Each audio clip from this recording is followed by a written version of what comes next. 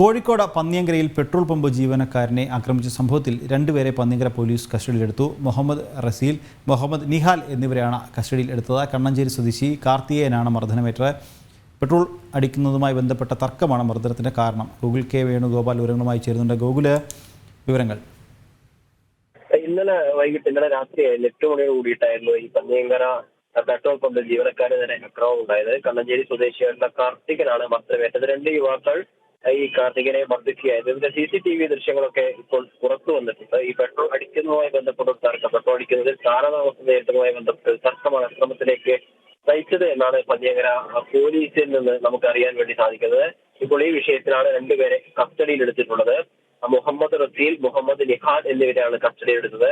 ഇവരുടെ അറസ്റ്റ് രേഖപ്പെടുത്തിയതിനു ശേഷം സ്റ്റേഷൻ ജാമ്യത്തിൽ വിടും എന്നാണ്, മൊഴിയെടുത്തതിനു ശേഷം സ്റ്റേഷൻ ജാമ്യത്തിൽ വിടുമെന്നാണ് പോലീസ് സ്റ്റേഷനിൽ നിന്ന് നമുക്ക് അറിയാൻ വേണ്ടി സാധിച്ചിട്ടുള്ളത്. സംഭവത്തിൽ ഈ പരിക്ക് ഏറ്റ കാർത്തികിന്റെ മുഖത്ത് ഒരു ചെറിയ മുറിവൊക്കെ ഉണ്ടായിട്ടുണ്ട്. പ്രാഥമിക ചികിത്സ ചെയ്തതിനു ശേഷം കാർത്തിക് ആശുപത്രി വിട്ടിട്ടുണ്ട്.